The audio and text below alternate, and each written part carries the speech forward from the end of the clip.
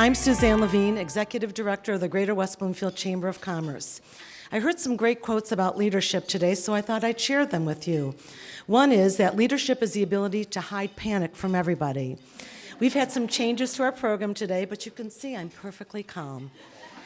That's what chocolate will do to you. Also, the other one that I love is from Isaac Asimov, who said, "People who think they know everything are of great annoyance to the rest of us that do." But the one I think applies the most today is if your actions inspire others to dream more, learn more, do more, and become more, you are a leader. Our dynamic guest today, Casey Crain, President and CEO of Crain Communications today, will hopefully inspire all of you to dream more, learn more, and become more, along with our fabulous MC, Roop Raj, who I've known for more years than I care to tell, a Fox 2 news anchor, and maybe they can offer their predictions or insight what they feel the future holds after the election for our business community. Yes, prepare for the apocalypse. Apologies if I burden you with that. Or in Roop's case, he has the finger on the pulse of our region, since that's the name of the new show he hosts. I'd be remiss if I didn't acknowledge some of our great support behind the scenes. Pam Zajac, thank you so much for all your hard work on the beautiful program book, as well as our sponsors, Michigan Digital, Henry Ford West Bloomfield Hospital, Civic Center TV, Comcast, West Bloomfield Public Library, LaFontaine Subaru, Automotive Group, Orchard Mall, Plantera for the beautiful centerpieces, Kim Oderkirk, and an extra special thanks to Crain Communications for your sponsorship of this event, and Casey for your time, energy, and the fact that I'm able to blackmail you into coming to all these events. And thank you to my board as well for their support. It is now my great privilege to introduce Dr. Manu Malhotra, MD. He's the Chief Medical Officer for Henry Ford West Bloomfield Hospital and the Northwest Market, and serves as the Medical Director of the Henry Ford Care at Home joint venture. In his role as CMO, he's responsible for providing clinical leadership to advance innovation and growth, improve patient safety and quality standards, and enhance efficiency of care. And I personally can attest how awesome this man is and how involved he is and how he really cares about patient care. His ability to operationalize clinical quality and customer service improvements has helped drive Henry Ford West Bloomfield to best-in-class performance across multiple domains. He's an ER physician and former medical director of the Henry Ford Hospital Department of Emergency. There's so many more things I could say about him, but just know that he is probably one of the most fabulous human beings I've ever had the privilege to meet. So, is he blushing? My job was to make him blush as red as the flower, so hopefully I've done that. So, without further ado, I want to introduce, thank you so much, Dr. Malhotra. Thank you. That is a hard act to follow or to live up to. I'm delighted to be here today. Thank you to Suzanne and the West Bloomfield Chamber, which is just such a huge partner for Henry Ford West Bloomfield Hospital, for hosting this event for the local business community. I'm proud to represent Henry Ford leadership today, and I'm very excited because 1 week ago marked the official day one launch for our joint venture with Ascension Hospital, Ascension Hospitals of Southeast Michigan. And just sort of by the numbers, in basically a day, we went from 5 acute care hospitals to 13, over 250 sites of care to over 550, 33,000 team members to 50,000, and $7.9 billion in annual revenue to $12 billion. So that is by the numbers, but our new partnership just means so much more to us individually and as a group. We're building a culture of belonging through unique opportunities to learn and grow from each other. We're creating best-in-class employer that brings together expertise from both of our organizations. We are expanding access, and this is so important and something that's so close to my heart. We're expanding access across the entire healthcare continuum, from primary care, preventative health, to tertiary, quaternary, complex care, and everything in between. We're going to be coordinating care through a scaled world-class network of physicians and providers. We are reimagining research and education with a fresh focus on innovation, population health, and complex care, and our 30-year partnership with Michigan State. We're becoming the destination for some of the brightest minds and most compassionate hearts in healthcare to serve the patients and families who seek care from us from across the street or around the globe. And we are building stronger community impacts and continuing Henry Ford Health's legacy as a trusted partner in Southeast Michigan for 108 years. I've always said, and has been said many times, there's no great American city without a world-class academic medical center, and Detroit will have that. There is a huge investment by Henry Ford south of the boulevard that's going to be a $2.3 billion investment and a new hospital that the city and the communities around the city of Detroit desperately need and deserve. And we are very, very happy to continue to invest in the city of Detroit and the suburbs of Detroit as we have for over 100 years, well before it was cool to invest in Detroit. So we are happy to continue to partner with some amazing folks and institutions in the city of Detroit, government, private, and educational. So now it is my absolute pleasure to introduce Roop Raj. He's the 5 p.m. anchor at Fox 2 News. His career started when he was 14, so that was maybe just a few years ago. When he started producing and hosting his own television program in Troy. Raj's first 2 years at Michigan State University, he was on the air with CBS and ABC stations in Lansing, and he was then hired to anchor the news in Flint, and that was followed by 7 years with NBC in New Orleans. He made a move back to Detroit in 2009, and during the 2020 elections, he nailed down 3 exclusive interviews with then-candidate Joe Biden, and has also had 3 one-on-one exclusive with former President Trump. So basically, everybody trusts Roop, which is true. He's also a public speaking coach and keynote speaker at TED Detroit. In 2019, he headlined a talk highlighting the gifts of rejection. He lives with his wife, Julia, and their boxer pup, Louise.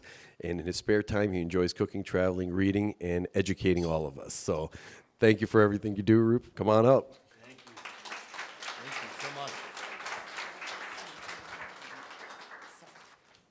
And ladies and gentlemen, you know him very well. We thank him for putting this whole thing on here today as our main sponsor with Crain Communications. Put your hands together for the one and only Casey Crain.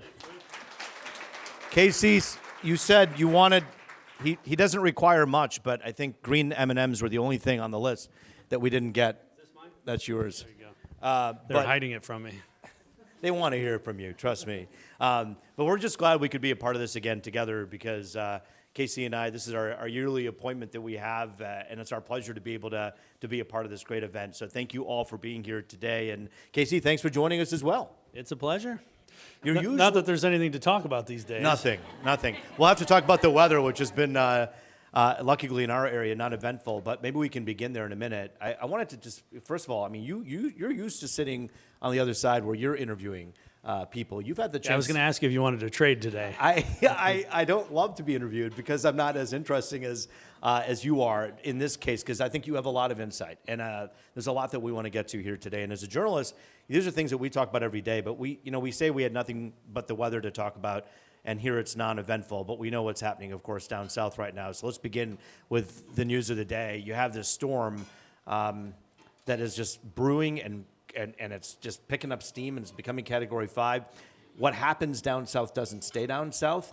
What do you have your eyes on right now? Obviously, your heart as well with what's going on with Milton. Yeah, I mean, it's a really sad thing. I was actually down in Sarasota on Sunday. My daughter goes to boarding school down in Tampa, and so we went down and actually helped evacuate some folks and got her home safely. The impact is still tremendous from the last storm that just went through. And this one, luckily overnight it seems to have lost some of its steam, so hopefully it won't be a Cat 5 as it touches land. But when you think about the impact of these storms on really the national, but even the global economy, the amount of interference that happens in supply chain and just the day-to-day doing business. There's so many small businesses that get affected that nobody hears about. We're sitting up here in Michigan. It's a beautiful day. There are so many families that are being totally displaced. And then you think about it, they're about to hit their sweet season with all the snowbirds coming down, and they're going to lose a whole year if they don't lose everything. So the impact is tremendous. It's very sad. If there's an opportunity to support or give, do what you can. But we're just thinking about everybody down there and still trying to clean up the mess from the middle of the country, let alone what's about to happen later tonight. I think you're right. The impact is so far-reaching. Yesterday on our 11 o'clock news, we did a story on a company out in North Carolina that makes the IV bags that Dr. Malhotra, I'm sure you're very familiar with that company and the fact that they're one of the major producers. And it really was a flashback to COVID when we were looking at where do we get PPE, where do we get all that. Certainly not the urgency because there are other companies that make these, and I'm sure their supply is okay. But it's scary. And what happens down there does impact us all. I want to talk a little bit about up here now, back up here. We have another, I guess you could say, a storm brewing with the elections. Before you get onto that, and I'm going to avoid that as long as I can. I was going to say, he'd like to talk about the weather here Let's before we talk about the weather election. some more. Yeah. I mean, we cover a lot of different industries. And when you think about the supply chain and the way everything is made in America, there's only so much. And when you have an infrastructure issue like this, I mean, Ron DeSantis right now is scrambling, trying to get all the debris off the streets.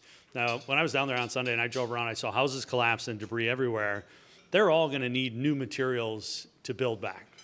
Yeah. And I'm not going to say build back better, but to build back, what they're doing. And so the impact that that's going to put, I mean, even talking about trying to do construction up here, you have a project, you're trying to build a new hospital, that's going to affect everything. Everything is now more expensive. You want new windows for a house, you want new, millwork. We're going to see this for a long time. Well, you said it, not me. You don't want to say build back better. You don't want to say make great again either.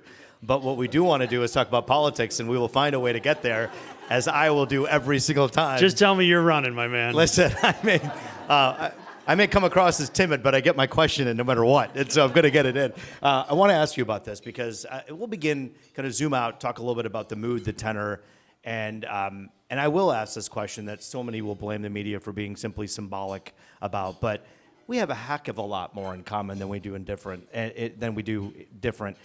My neighbors who have different lawn signs than the neighbors next door to them, we all get together for our meetings. Did you put nails under yours in case they drive over I don't have or electrocute them? Or... I don't have lawn signs, nor do I have that equipment. As a journalist, we're already under fire, so I don't say a darn word about anything when it comes to my politics. But I do think, like, when I see them together, I often think to myself, wow, like, this makes me feel good. And I know it's not just about feeling good, it's about getting someone into office who can do good. But feeling good is the part of it that us as the electorate have to feel. How confident are you that moving in the next 30 days, 28 days here before election time, that we can do this in a way that people get what they need? In other words, they need information to make an educated decision. But the way things are right now, and I want to say more than that, the way things are right now, it doesn't feel like you can get that. Yeah, I mean, it's actually terrifying. I'm sure all of you are on social media. The word of the day is misinformation, right? And everyone wants to talk about Russia. And if there's something out there that's about you that you don't like, that's Russia. Mm-hmm. That's misinformation. We're not going to talk about that. But I think the saddest thing for America right now is access to the information. And one of my favorite things to do, I mean, you can kind of tell how crazy people are by their social media. People come unhinged. Cats was one thing, but now with political views, it really shines a light on some issues we have, and people glom onto things not knowing whether or not it's true. But one of my favorite things to do with people is to say, okay, let's not talk about the people. Let's talk about policy. And nobody wants to talk about policy because it's not as exciting as what he did or what she did or what these people did. But when you start breaking down policy and you talk about America and you talk about how great this country is and all the things that we have going for us, you can almost get everyone to agree on everything. And it's amazing. And all you got to do is take the people out of this and say, okay, we want to push this country forward. Over the next 4 years, we're going to be with somebody.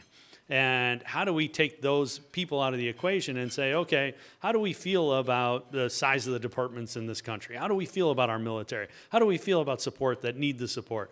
And you can kind of come to this common ground. And to your point, yeah, I think we're all a lot more alike than we're made out to be, but they're doing it on purpose. It's election cycle. Yeah. You know what it's like.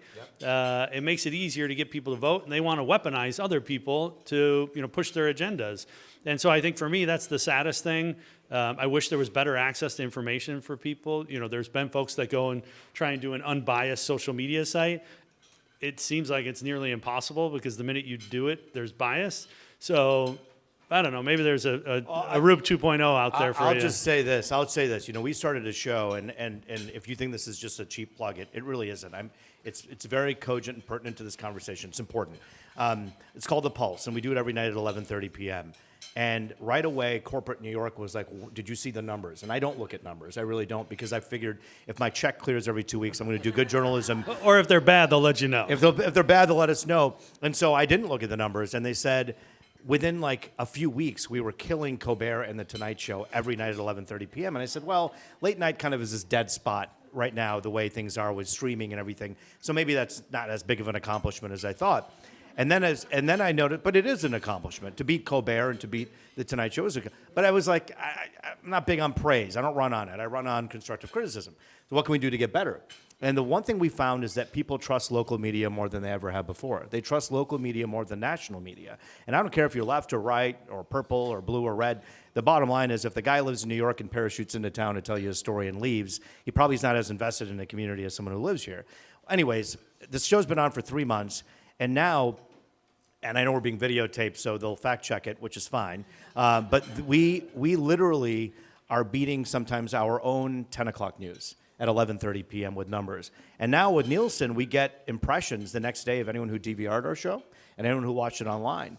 And we do this thing called reality check, where we fact check the heck out of both candidates, all 4 of them actually, every single time, and the 2 Senate candidates. And by doing that, we keep gaining this traction and numbers, and people are saying, this is where I can go. And I said, I'm not here to protect a candidate. We got to protect the facts, because no one else is doing that. And I hate to say it, but you can't just say, because Donald Trump or because Kamala Harris said something, I'm being a fair journalist. No, check it, because what they're saying may not be true. And I wish that maybe we had more of that on the national level that could help us. And Crain's does a nice job at that as well. Yeah, I mean, we're fortunate because we're so industry specific. We don't have to get into politics. We get into politics where policy affects business, but we can stay out of that mainstream political conversation. I tend not to, but the rest of our folks, definitely try to. But I think, to your point, we have a lot more in common. So let's talk about those things that matter to all of us. And let's start here at home. The things that really matter to us. Look, let's get away from politics for a moment and get back into the city of Detroit. The story of the city of Detroit and what's happened since 2010 on until now, if we just take that frame shot, it is pretty incredible to watch what has happened. How would you kind of frame it to, if someone who was from out of town and you're trying to sell Detroit, what would you tell them about what makes the city great? Well, I can be a salesman or I can be a realist, and I'll try and go somewhere in the middle. Yep.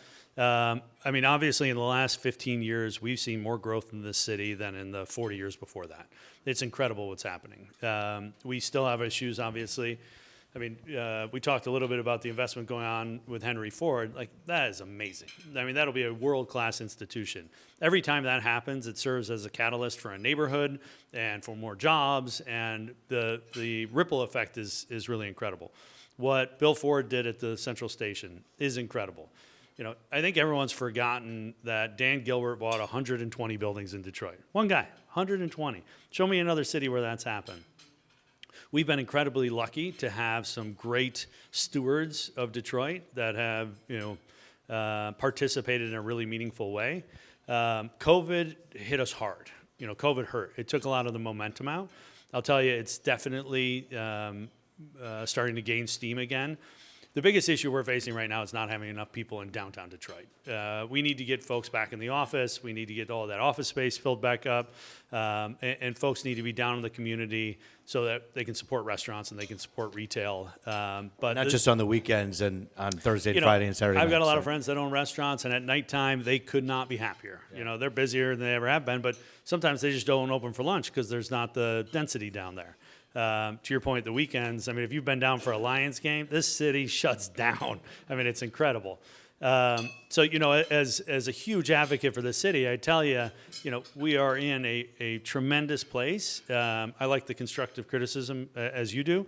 I think we still have a lot of work to do. I think the future of the Ren Center is going to be a big piece. But as you look at the geography of Detroit, the Central Business District is in a really, really great place. And again, the investment with the book and, all the way back to what happened at Campus Martius.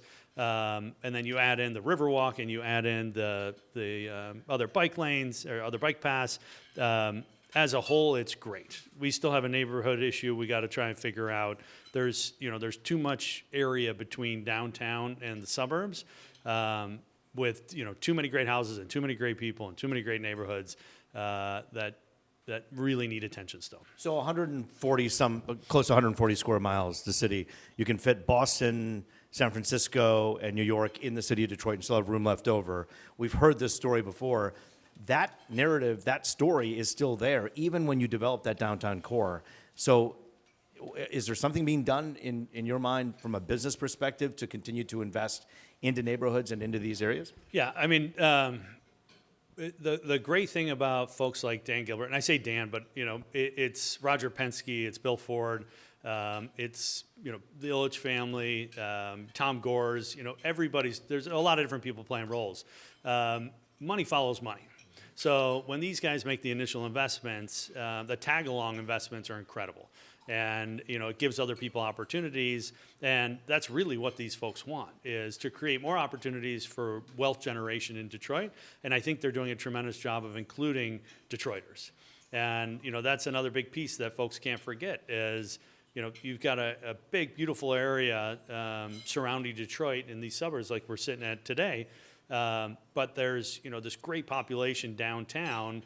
And it's super important that they come along with all the success that's happening in Detroit. What about those 120 buildings? Dan Gilbert has obviously this tremendous vision. When you build buildings, you want to fill them up, obviously. And then COVID happened, took the hit that you talked about. What do companies and what are companies doing to try to get people back into the office? Is it working? We struggle with it the same as everybody else. Folks got comfortable. And I mean, what we talk about all the time at Crain is collaboration and working as a team. And so I think a lot of companies are focusing on that and saying, listen, we're better off together than we are all sitting at home and looking at each other through a screen. I don't know about you, but, well, everyone's used to looking at you on a screen. But for the rest of us, a Zoom meeting is nowhere near as fun as, getting together at 3:30 in the lounge in the company and sharing ideas. And, again, it's that bump in the hall. It's that collaborative meeting when you pop into somebody's office. I think those things make a big difference. And, you keep reading about it, Amazon going back, Dell's going back. Most financial institutions in New York have been back. And so I think it'd be great for more companies in Detroit to kind of push that agenda with getting their teams back together. I think it was Crain's that did an article on this not long ago, maybe a year ago, about the number of people that are working from home versus those who are working in the office. And the numbers, they're actually pretty great, the number of people who are working in offices. It's much greater than those who are working from home. There's this perception that they're like half the people are working from home, and that's not necessarily true. It's something like 20-30% who are working from home. So switching those people over from a generational point of view, in terms of a culture, is that something that's going to be an easy push back into the office? I'm talking about this latest generation in their 20s. Yeah. Well, I'm not sure they know what's good for them. And by everyone's reaction, they know what I mean. They'll tell you on TikTok that they do know what's best for you, right? Yeah. TikTok.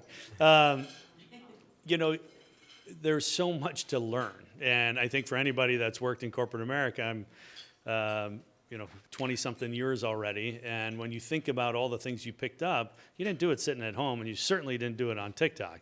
It's that engagement with the folks that have been, working there, and whether they like it or not, in industry, there's a lot to learn, and you're going to do that from other people and from working in teams. It's really, really tough to do. I will give you, there are a lot of functions, possibly an accounting function, possibly a software engineering function, where you can be just as productive, and it's better for these folks to have time by themselves. I think that's, the small percentage as opposed to, the rest of the group that's going to benefit from being together. How much does artificial intelligence scare you versus inspire you? We're hitting all the easy stuff today, huh? Yeah. We're going to get back to politics in a moment. But first, artificial intelligence. Up Is next. it ruining our lives? Robots take Coming up over. after weather. Yeah, exactly. I could do that. All right. Yeah, Up so you did next, a good job robots on take that. over. I Yeah, like that. exactly. Okay, so here's my personal, and again, you guys asked me to be here. This is my personal philosophy about AI. You cannot be afraid of it. All right? This is the next thing like the internet. For all the people out there that said the internet is not going to be a thing, tell me where they are now. They're on Facebook freaking out somewhere. We do at Crain, we do mandatory AI Wednesdays where we're going through department by department and everyone's getting trained on AI. You need to understand it. You can't be afraid of it. And the interesting thing is you get, say 25 or 30 people. We have these cohorts every Wednesday. Sometimes it's a happy hour and sometimes it's just an AI Wednesday. And there will always be one or two people that make that remark and they say, you're just trying to get rid of people. You're trying to figure out how to make this thing more efficient so you can get rid of people. And our comment to everyone is, we're not going to fire you to use AI. We might replace you with someone who is more comfortable using AI. Wow. So, Say that again for the people in the back. Yeah. Yeah. Wow. We are not going to use AI to eliminate jobs, but there are people that might replace jobs that are more comfortable using AI. And I think it is so important. And again, I'm old. It doesn't come naturally to me anymore. I've got a 14-year-old who is way more savvy than I am on technology. But you got to learn, you got to understand it. It's going to affect every single business. And if you're saying it's not, you're kidding yourself. You need to read more. If you go across our lines, we're in the information industry. I've had a lot of people say to me, "Aren't you worried about it? Aren't you worried it's going to replace?" Well, no, because as you know, to create a story, you got to talk to someone, right? And there might be a time when they're listening on our Apple Watches and our iPhones that we know they do for social a little bit, but until they're breaking news that way, it's still going to be human to human. It's very relational. Does that mean that once it's on the internet, AI won't be able to scrape it and create their own environments? For sure. But there's ways to protect yourself and that. So, there's definitely a lot of negative connotations, but, the smarter we can get about it and the more we can use it for efficiency, all it's going to do is help you make more money and figure out how to grow your business so you can hire more people. I find this interesting. Just last night I was looking at the reels that you get caught on Facebook, and then you're like, I'm just gonna look at my phone before I go to bed, and like an hour and a half later, you're like, what? It just happened to me. But they're addictive, But one of the reels that came up was They're addictive, and you're surprised by that? no, I mean they are, and I know why, and they got me. But I will say one of the videos I saw was really cool. It was from 1994, 95, and it was Bill Gates on the David Letterman show. And David Letterman says, so, Bill, you have this thing called the internet that you're coming up with. Pretty exciting that you're going to make sure that everyone has. And the internet, everyone knows what it is, but you're going to make sure that everyone has it. And the way this works, David Letterman said, is so if, let's say I wanted to watch a ball game, I could actually watch it on my computer now. And Bill Gates is like, yeah, I mean, kind of. He's like, it's more about you can watch the ball game anytime. And he's like, and David Letterman was like, yeah, it's called a tape recorder, and Bill Gates is like, no, not really. And he's like, it's called radio. It's called play-by-play on your computer. And he was mocking it. And it just reminded me of how we need to frame this so that we're not, all due respect to David Letterman, who's a comedic genius, but was a little out of touch. Stay in your lane, right? Stay in your lane. Bill Gates is definitely smarter than you, David Letterman, when it comes to anything computer-related stuff. But I love the way you frame that, because I think in our shop at Channel 2, people, they're going to replace us. They're going to replace us. I'm trying to get an interview with J.D. Vance, who's in town today, and I've been working with his team for the last 3 hours, negotiating talking points and interviews. If I was an AI bot, I couldn't gain the trust of J.D. Vance's team. It's because oh, thank you. Suzanne Levine will call the J.D. Vance people. Something tells me she can get it done. No, I don't doubt that. But bottom line is that. So you bailed on JD for us? I'm waiting to see. He's at Eastern Market. If I have to leave from here to there, we'll go. But I'm not. I'll I'm not give you a doing that ride. This first. Yes, yeah. But no, bottom line is relationships matter. And so being afraid of AI, I like the way you frame that, is probably not the best way to go. And if you are terribly afraid of it, then you're going to become irrelevant. And it's kind of what I'm hearing you say. Yeah, and again, I think your internet example is perfect. And I mean, everyone's played with ChatGPT. Everyone, raise your hands. Don't fib. All right. If you haven't, it's free. Go online, mess around with it. It's unbelievably cool. Okay, now, and this just is a talking point. It's interesting. You don't have to talk a lot about it if you don't have anything on it, but I find it fascinating that the imaging that people are able to create through AI, fascinating, and this is the part that's scary to me as a journalist. We did a whole program on this in the Pulse last week.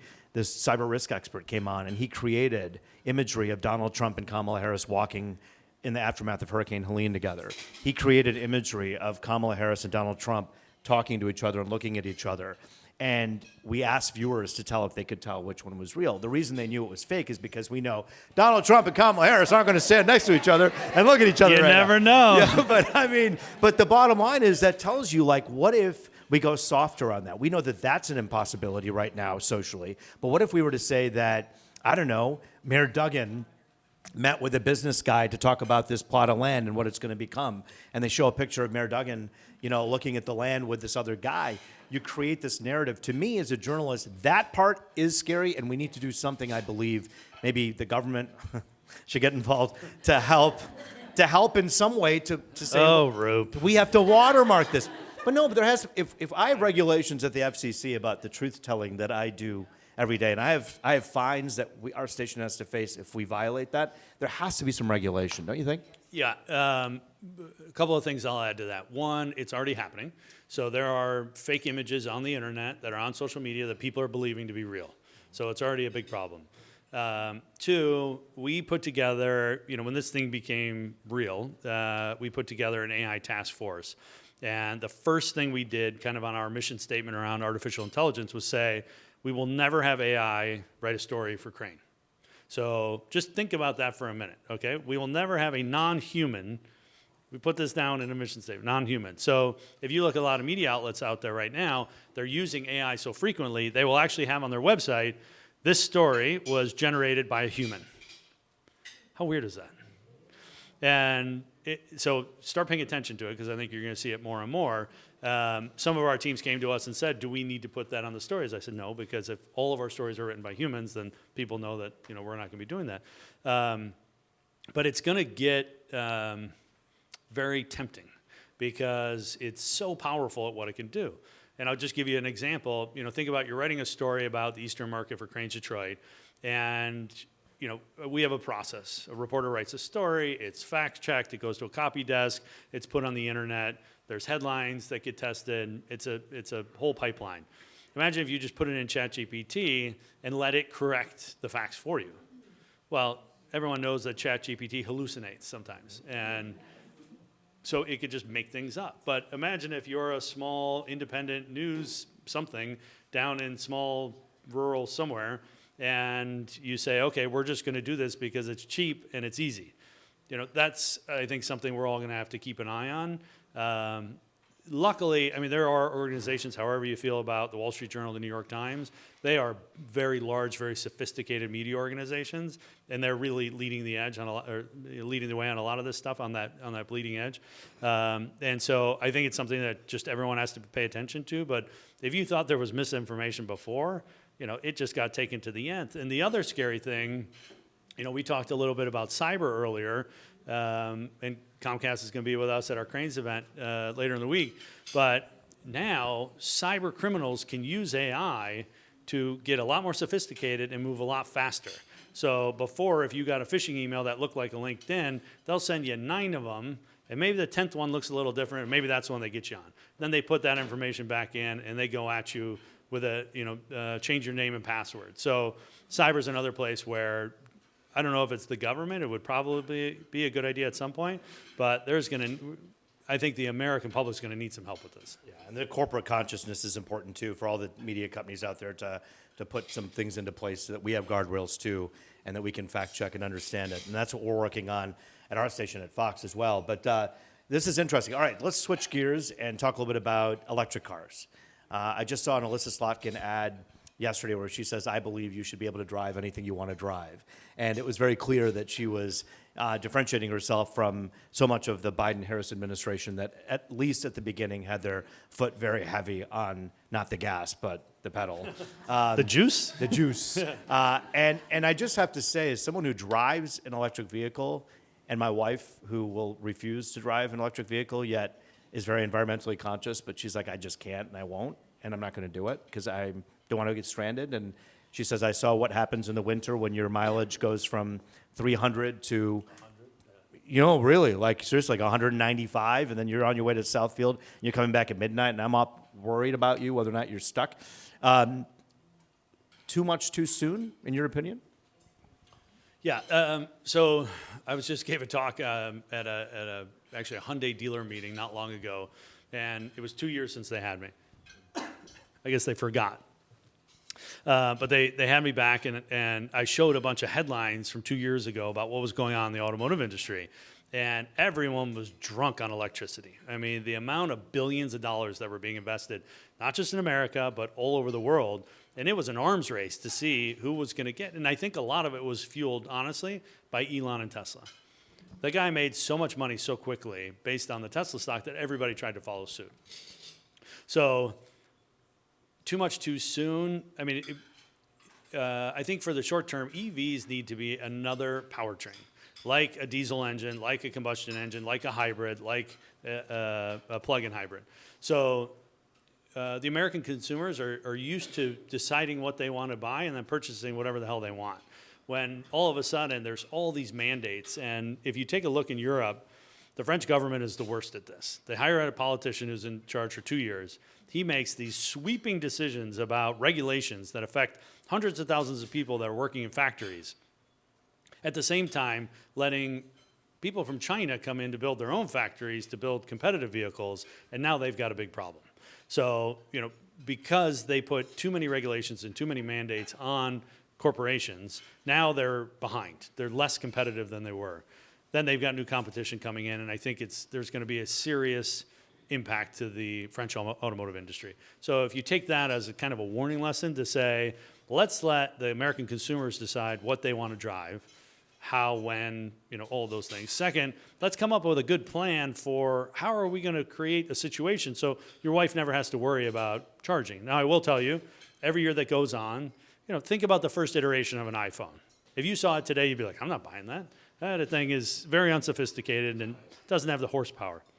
Or the battery power. There you go. Well done. Yesterday, Mark Royce, the president of General Motors, posted on LinkedIn that their new Chevy Silverado EV will get almost 400-mile range. That is a big, heavy truck with 400-mile range. That's come a long way in the last 2 years. So I think as we progress, the technology is going to get better. More people like your wife will say, I'm comfortable with it now. I won't have that range anxiety. At the same time, if they're being smart about infrastructure, I mean, the fact that the U.S. government just said, we're going to invest $500 million in charging stations wherever, whenever, because we got it approved, I don't think that's a very good strategy. But if they can work with corporations to say, okay, how are we going to put these networks throughout America, makes a lot of sense. And But they're not doing that, right? I mean, there's $1.7 trillion infrastructure bill, and in that, 500,000 charging stations would pop up magically. And they're not any. I mean, and when you go to one, by the way, and I drove to Ann Arbor for an election speaking engagement with election officials for a thing I was moderating, and I guess it didn't charge fully. I don't know what happened, but it was like 236 miles. I drove from Rochester to Ann Arbor, and then I'm sitting there, and I was like, I think I should get some juice in case something happens and the station says, head over here or wherever. Or J.D. Vance calls and says, I'll do the interview. Now I'm going to drive. So, but you don't have any juice, so you can't do the interview. I'm going to keep putting it out there that he's going to do this interview with me. But bottom line is this. I went and hit a charging station that didn't exist in a warehouse district somewhere in Washtenaw County. Like, it didn't even, like, the map for Charge Point was like, there's your charge, and it was like that wall. There was nothing there. So then how long did you look around for it? Long time, 10 minutes. No, I'm kidding. I was only like 30 seconds. I'm out. And then I went from there to a Meijer, because Meijer does have a lot of charging stations. They have some kind of a deal, and they do it. And so I went there, and there was a line. So I waited 25 minutes in my car off because I didn't want to lose part. This is not the way it should be going. I'm sorry, and I'm putting my opinion out there. That's not the way it should be going. That's not right.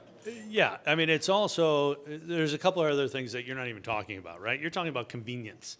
Yeah. And let's put it from a business perspective. If this was a typical business, there would be a lot of entrepreneurs that were saying, I'm going to set up my own charging station, and I'm going to create an opportunity for people to spend money in a shop of some sort. We've heard of these things before. And we'd have an infrastructure of those being built out. It's not happening that way. The other thing that nobody likes to talk about is, how are we creating this energy that goes into a charging station? Coal. Or wind. That'll take 50 years to create enough to charge your car. Sure. So when you think about mining, let's start at mining, raw materials. Suzanne, I joked about geopolitics. We're getting into geopolitics. Where are all We're the covering materials? everything in this lunch today. Everything. We only have 45 minutes, so we got to go. When you think about all the materials and where they are, they're all in pretty bad places. The American, even corporations don't want to be right now. So that's a hindrance to the future of this. Then you got to manufacture them, and then the technology keeps getting better and better. So then you have old batteries that we have to figure out how to recycle. So there is a lot more that goes into this than just charging stations or the range on a battery. And so I think that, yes, everyone was drunk on electricity. It happened too quickly. EVs are cool. I mean, they are, and what's funny is whenever you talk to anybody about an EV that drives one, they never talk about range. They never talk about anything else other than it's so fast. It is fast. Yeah. They are so fast. Yeah. And I think long term, it will be a great option for a lot of people where it makes their life better. Yeah. But we're not there yet. And so I think like everything else in America, as the technology gets better, the adaptation will as well. I wish that driving something wasn't considered virtue signaling, because I swear every time I pull up somewhere, valet somewhere, everyone's like, electric car guy here. I bet I know what. It's like easy. I'm like, and you were in Ann Arbor. I was in Ann Arbor at a speaking engagement, but I was, yeah, exactly. But I'm just laughing because I'm like, are you kidding me? Like, literally, my dad worked at GM for 28 years at the tech center. We love technology. We love new things. If I could get a new car every year, I would. It's just fun. And by the way, I will say on the other end of it, I think it's adorable when people say it's like a golf cart. I'm like, does your golf cart go 0 to 60 in 4.5? Because mine does. And it's pretty incredible. I mean, I've risked so many tickets on the lodge. You don't realize you're going 80, 85 miles. You don't even know you're doing it because you're just flying. So there's some great future there. But let's move on and talk about from our cars to the houses that we park our cars in. Affordability. How many people here own a house? Raise your hand. How many people here rent? Some people may rent also. No, it's okay. It's good. It's good. Nothing wrong with that. I didn't mean for that to go that way. I really did. It's not my intention. But listen, I mean, as someone who's done both, obviously all of us have done both. You kind of sit back and you say, if you have a home, you're kind of like, it's musical chairs. You finally got a home. You just kind of sit in it right now. And you're like, okay, good. Hopefully this will appreciate. And you get letters from the realtor saying, hey, we're interested in your house. Please sell it. Inventory. There's a huge issue with that. What are you seeing with that here in Metro Detroit? Is this a setup because my wife owns a real estate brokerage? It could be. I don't know. That's a good point. She does own it. So this is the official, unofficial plug for Crain Homes. Not my intention, but yes. Hey, Crain Homes. There you go. I don't know if you guys heard, but she was the one last week that sold Dan Campbell's house. That's right. That's right. Yeah, taking care of our guy. I'm glad. There is a massive inventory problem, and it is causing huge increases in pricing. And it's interesting because as long as I've been here, which is 40-something years now, I've never seen it like this. And it's not just here. It's in Grosse Pointe and all over Oakland County. And so, until they can figure out how to get more inventory, how to build more houses, how to get things, the problem is it costs too much. Yeah. It is so expensive to build these days. And guess what? Back to the beginning of our conversation, hurricanes aren't going to make it any better. So I don't know if you were looking for an answer from me or just an observation. Your observations, yeah. I'm sure the banks will be happy to loan anybody any types of fortunes they'd like to purchase a new home. But right now, there's a big problem. It's good for sellers, but then the sellers have nowhere to go. And older people, too, are staying in their houses longer. And that's something that we've noticed as well. I know talking to realtors, I'm sure your wife and I could have a conversation about that, but what she's noticed. But it is that, older people don't just want to go somewhere else or downsize. This is an investment that's important to them, and they'll make this house work any which way they can. And that's anecdotal. My mom and dad are like that. My dad is 78. My mom is 73, and they love their home, and they don't want to give it up because it's too big.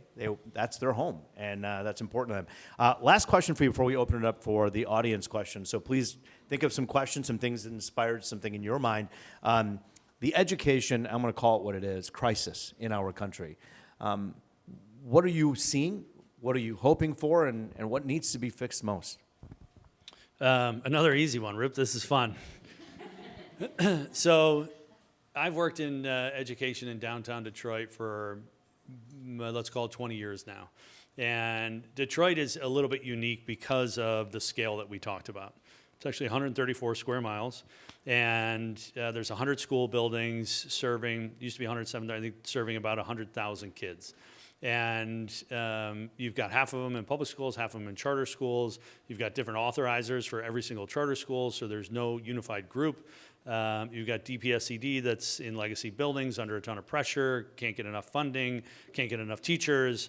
Dr. Vidi's done an incredible job since he's been here, but it's a very, very tall hill to climb. That's just Detroit. Take a look at all the other urban areas around the country. We do score very poorly. If you rank us against all the school districts in America,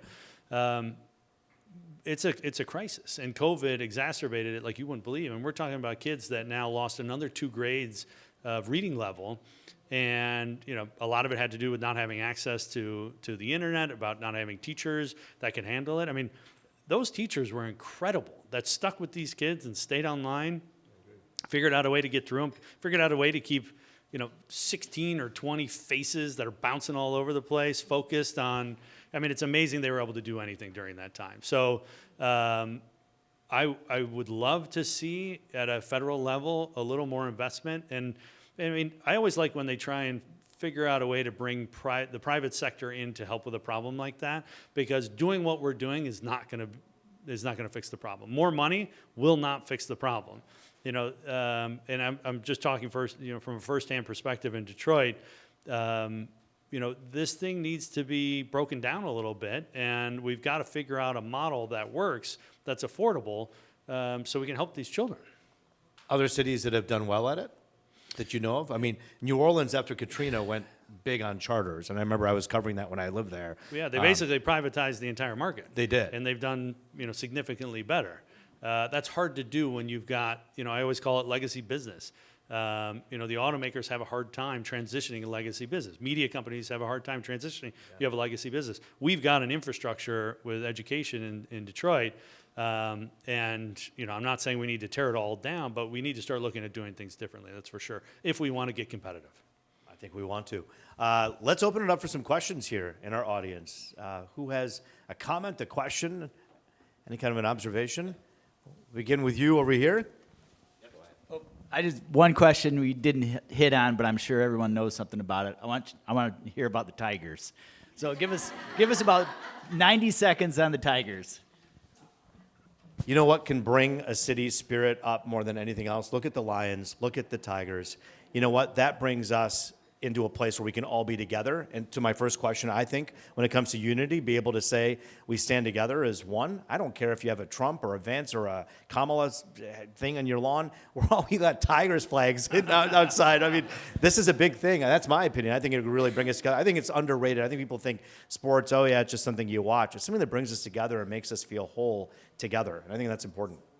Yeah, and the amount of lift that the city feels, I mentioned going down for a Lions game, that Monday night football game, I walked from our office over to Capitol Park, the city was electric, and, that was at 6:30 at night, so much fun to be a part of. We all remember when the Red Wings were a dynasty, 3 Stanley Cups in about a decade, and the Tigers have that same pull. It's incredible. The last time we went to or close to a World Series, everyone goes wild. It's a lot of fun. Well, I tell you, this week is going to be exciting, though. You got the Red Wings playing, right? They got their game. You got the Tigers on Wednesday coming up, and then you got, the Lions. It's just going to be one of those weeks where, and I love, and I hate to say this, and I'll say it on camera. Sorry, bosses at Fox, but NBC does an incredible job with their drones when they do games, when they actually do games, and when they do the games, it's not because I love the spirit of Detroit, but I think it makes me annoyed whenever I'm a big Detroit fan. And so when I watch sporting events, and I'll tell my colleagues at Fox National, like, don't just show the fist and the spirit of Detroit. There are people, and other people make decisions about how buzz and how cool a city is based on seeing people. So fly the drone over where there's a bunch of people, our Detroiters, our friends, your daughters and sons, our brothers and sisters, walking around having a great time. Don't just show me a statue and say, Detroit, Michigan, No, Detroit, Michigan is the people. It's the people, that spirit, and I hope that all the networks start showing that on these big days. That's important. Perception's important. Yeah, and that's all the warm and fuzzy. From a business standpoint, I'll tell you, we used to see a huge economic impact from the Detroit Auto Show. That was a big deal. And it really buoyed a lot of businesses downtown. We've missed it. We've definitely felt it. The sports has the same impact, and it's incredible. And when your sports teams are doing well, look at what happened with the draft. My God, how great was that to see? 750,000 people. It's a great problem to have when you don't have enough hotel rooms and you can't get into a restaurant and there's traffic. People always I almost cursed on TV. People always complain about traffic, and I'll tell you, nothing makes me happier than when people are complaining about traffic because, it's 20 minutes of your day, it's 30 minutes of your day, and the city's better off for it. But and I'll tell you, Casey, you and I agree with you. It is warm and fuzzy. But here's my point about the perception. That wasn't a negative, by the way. No, it's a good thing. No, warm and fuzzy translates to dollars, and here's why. There are people who actually watch the NFL draft who are young people, who are people who could work in Austin or the Silicon Valley, who are looking at jobs at the Central Train Station or the Book Depot and looking at technology jobs in Detroit. And when they see an image like that in the city, when they go, this is a viable place, because Bill Ford and I did an interview a few months back, and he says, this is not just about a building. This is about building an idea where people can get excited to say, hey, why should I move to Detroit? It's a great place to live, great place to have fun, not just work. And hopefully that's what people are seeing in these images. I hope. Bill Ford, think about that for a minute. $950 million gift to Detroit. That building used to be known as the Tombstone of Detroit. Yeah. And now look at it. It was it was like ruin porn. People come from all over the world to come take pictures of it, and now they're photographing it for a different reason. You. Go ahead. What's your name, sir? Jamar Bray. Just want to say I actually live 2 minutes from your building. I live downtown. I loved every bit of living down there. Fortunately, my workspace was 40-minute drive, but I would patronize downtown. I still go down there daily, talk about the Lions games. My parking lot across was actually a tailgating ground, so I loved every bit of it. And my nonprofit is based in Detroit. So for my question, for someone who doesn't have the millions of dollars but love the downtown businesses, the small businesses in Detroit, not only in downtown but the surrounding cities, what would be the next step that you would tell them how to pretty much support their small business as far as the help? Because I do help Oakland County businesses, but the passion and the love is for these businesses in Detroit. So what would you say that next step should be? Yeah, that's a great point. What's fun for me is I learned so much, and this is a shameless plug, but I learned so much about small business in Crain, Detroit. And so I think social media is one of the greatest tools when it comes to supporting small business. You obviously can support with your wallet. That's a super easy way, but then you can amplify so much using social media. Are you on the Eastern Market side or Gratiot's? Yeah, so I was at the Gym of Art, so right there at 75. Right. So on the other side of the Eastern Market, the sneaker shop that's right on the entry. Those guys do an amazing job with social media, and they've been able to see tremendous growth, and now they've got this huge online business all through folks like us supporting them and letting everybody know about it. So, the more you can tell employers to get their people back to work, and the more that we can get down there and support everybody, it's happening. I'd just love to see it happen faster. We have another question over here. My question is for small businesses with AI or the internet. What do you think that has an impact, whether negatively or positively? Because I feel like mom and pop shops are not, besides the social media, but they're just not surviving as well with the internet. Yeah, I'm not a technologist, so I'm not going to tell you I have all the answers. What I would tell you is we pride ourselves on the relational aspect of our business. If it's on the editorial side, people have to build relationships to write good stories. If it's on the sales side, you got to build good relationships to sell. I think it's the same thing with local business. Commodity retail is tough. If you're selling something that's easy for people to get online, but anything that's touch and feel that you have to build that relationship, my advice is always just double down and give people a reason to come in. And you like supporting retail and like supporting business in your local community. Especially if there's like a happy hour or something going on. It is an effort, though. I know small businesses. Julie, my wife, during Christmas last year, said we're going to buy everything for our relatives locally. So we live in Rochester. We went a couple miles down the road, went to downtown Rochester and found some great stuff. She bought a purse, a couple of winter caps and gloves and stuff. And they were so happy when you walk out of there with 3 big bags of stuff. And for them, for a local business, that makes a huge difference, right? Huge difference. How do we get on that Christmas list? Well, let me get on your wife's real estate list first, and then we can talk about it. No, Suzanne, you got a question. Yes, pardon the pun, but there's been a lot of buzz about electricity and electric, and I think that we really avoided this whole comprehensive energy plan because you cannot supply every single home and every single business with electricity. You see what has happened now with, the hurricanes. I know in California, there's that big push to get rid of, I think, gas powered cars, 2030. And then 3 days later, after Newsom announced that, he told everyone, don't use they had the electric grid go down. So there has to be a hybrid effect. And how do you suggest that we even try to get our government to understand that? Yeah, well, and that's all going to be compounded by AI. AI draws so much energy. So if you tried to get, there's 215 million vehicles on the road right now. Think about those all being EVs plus AI. It's not going to happen. What's interesting is, I'm sure you guys read the story about trying to talk about putting nuclear plants back online. Now, again, I am not a nuclear engineer. I know a bunch of nuclear engineers that say this is actually the cleanest form of energy we can possibly create. And I have a friend who was trying to explain to me that the nuclear reactors that are on submarines, if you could take those and put them in municipalities, they could power massive grids with not a lot of effort or energy needed. Correct me if I'm wrong, but those nuclear subs, I think, can run for almost ever. Almost 25-year life. It's incredible. Much longer than what we're looking at. That's one thing. General Motors also has a military arm, and they use a lot of their fuel cell technology for robots that go to the moon and for powering military units that are in desolate areas. So there are great examples out there already. I'm not sure how we're ever going to convince a politician to stand up and say, I'd like to have a nuclear reactor in my backyard.